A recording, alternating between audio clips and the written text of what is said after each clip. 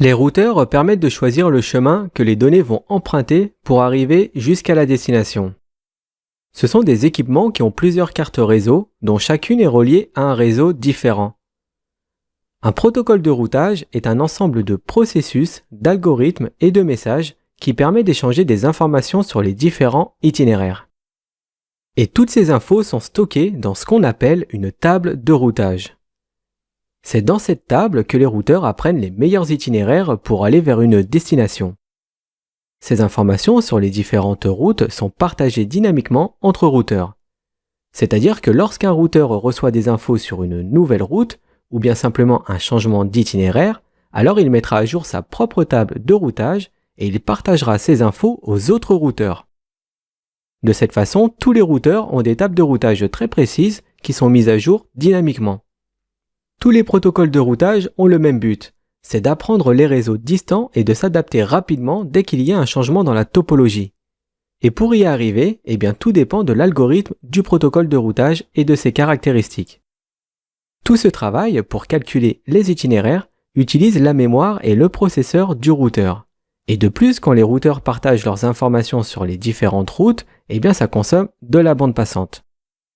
Ce qui peut causer des problèmes sur des liens qui n'ont pas un gros débit. Par exemple, les protocoles de routage EIGRP et OSPF sont très bavards et travaillent énormément pour avoir la meilleure table de routage, c'est-à-dire la table la plus à jour possible. Parmi les protocoles de routage dynamique, nous avons deux grandes familles qui sont IGP et EGP. On va plutôt se focaliser sur les protocoles de routage intérieur. Parmi eux, il y a deux types différents, ceux à vecteur de distance et ceux à état de lien. Les protocoles de routage à vecteur de distance permettent de construire des tables de routage sans aucune vision globale du réseau. Le terme vecteur vient du fait que le protocole manipule des tableaux vers les autres nœuds du réseau. Et le mot distance est le nombre de sauts qui lui permet d'atteindre les autres routeurs. IGRP et RIP sont des protocoles de routage à vecteur de distance. Et on a ceux à état de lien qui utilisent un algorithme beaucoup plus efficace. Ici, les routeurs construisent leur table de routage en fonction du coût des différentes liaisons. OSPF et ISIS sont des protocoles de routage à état de lien. Ils ont l'avantage d'avoir une convergence très rapide. Alors, petite exception pour le protocole propriétaire Cisco qui est EIGRP, ce dernier est plutôt classé comme un protocole de routage à vecteur de distance avancé. On peut aussi l'appeler hybride, car il reprend les mêmes concepts de fonctionnement de ceux à état de lien.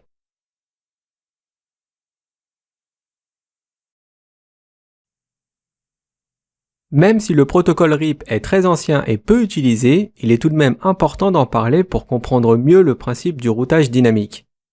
Le protocole RIP existe en trois versions. Il y a RIP v1 qui utilise les masques par défaut des classes IP, RIP v2 qui permet d'utiliser des masques modifiés, et RIP NG pour l'IPv6. C'est un protocole normalisé qui fait partie des protocoles IGP, c'est-à-dire du routage interne. Il envoie à ses voisins routeurs toutes les 30 secondes sa table de routage complète en utilisant le split horizon et route poisoning. Le split horizon permet de transmettre à ses voisins uniquement les réseaux qui ne lui sont pas directement raccordés. Par exemple, sur cette topologie, la table de routage du routeur 1 comprend les réseaux qui lui sont directement connectés, et aussi ceux qui ont été appris par le protocole RIP, c'est-à-dire les réseaux à l'autre bout. Sur le routeur 2, c'est pareil. On voit bien ces deux réseaux qui lui sont directement connectés et le réseau 192.168.10.0 qui est derrière le routeur 1. Une mise à jour RIP du routeur 1 au 2 comprendra l'ensemble des réseaux que le routeur 1 connaît, mais aussi les réseaux que le routeur 2 connaît déjà puisqu'ils lui sont directement connectés. Grâce au split horizon, il enverra que les réseaux utiles dont le routeur 2 a besoin. En gros, le split horizon fait en sorte de ne pas transmettre des informations inutiles à ses voisins, ce qui permet de diminuer la bande passante. Et le route poisoning permet de supprimer les réseaux indisponibles des tables de routage.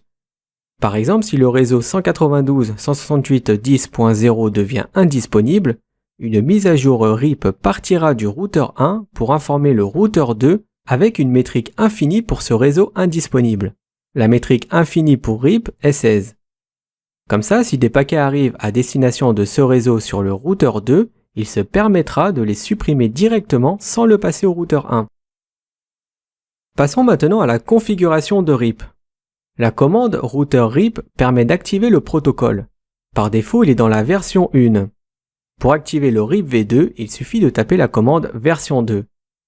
Et la commande network permet de chercher de nouveaux voisins de ces réseaux et de les déclarer dans ces mises à jour à ces voisins.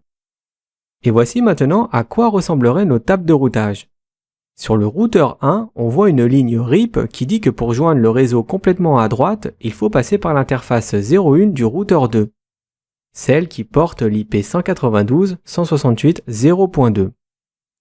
Et pour le routeur 2, c'est la même chose, on y voit ces réseaux qui lui sont directement connectés, et en RIP, on a le réseau 192.168.10.0 qui est joignable via l'IP 192.168.0.1. Sur la ligne RIP, le chiffre 120 correspond à la distance administrative et le 1 correspond à la métrique. Les routeurs qui fonctionnent avec le protocole RIP envoient périodiquement des messages d'update. Ces messages sont envoyés toutes les 30 secondes. Et si un des routeurs ne reçoit pas de mise à jour, alors cela aura pour effet de déclencher différents types de timers. Si au bout de 30 secondes il ne reçoit pas sa mise à jour, alors le timer invalide se déclenche. Après 180 secondes, l'itinéraire est considéré comme invalide et placé dans le mode Hold Down. Dans ce mode, les mises à jour de cette route seront ignorées pendant 180 secondes, à moins qu'elle obtienne une métrique plus faible.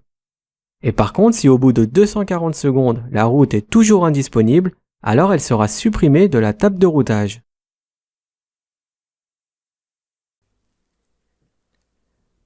Le protocole de routage RIP v2 est le plus simple à configurer. On l'utilise principalement sur de petits réseaux car il a quand même pas mal de limites. Par exemple, sa métrique pour choisir le meilleur itinéraire est basée uniquement sur le nombre de sauts avec un maximum de 15 sauts. Il choisit sa route en fonction du nombre de sauts qui le sépare de la destination.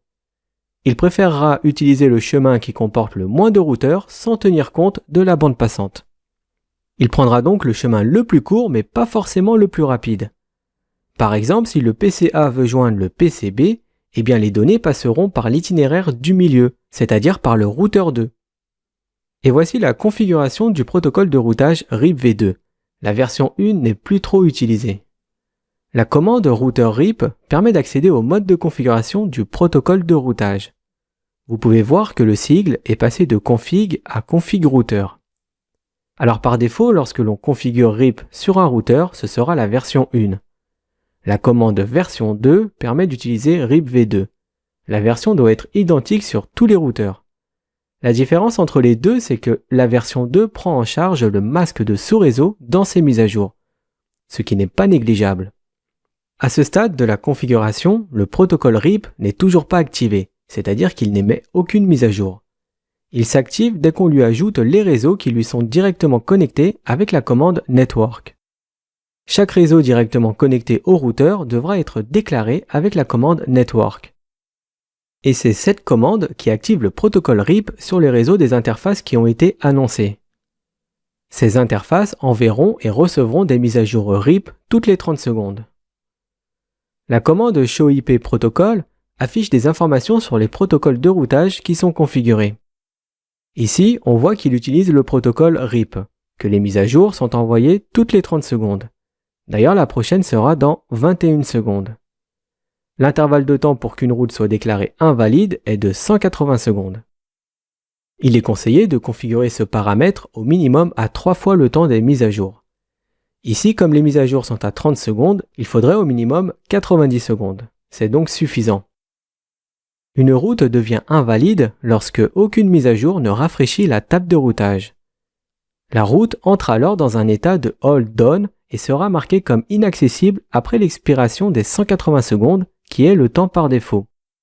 Le délai avant qu'une route invalide soit supprimée complètement de la table de routage est de 240 secondes. Ici, on voit que la version RIP utilisée est la V2.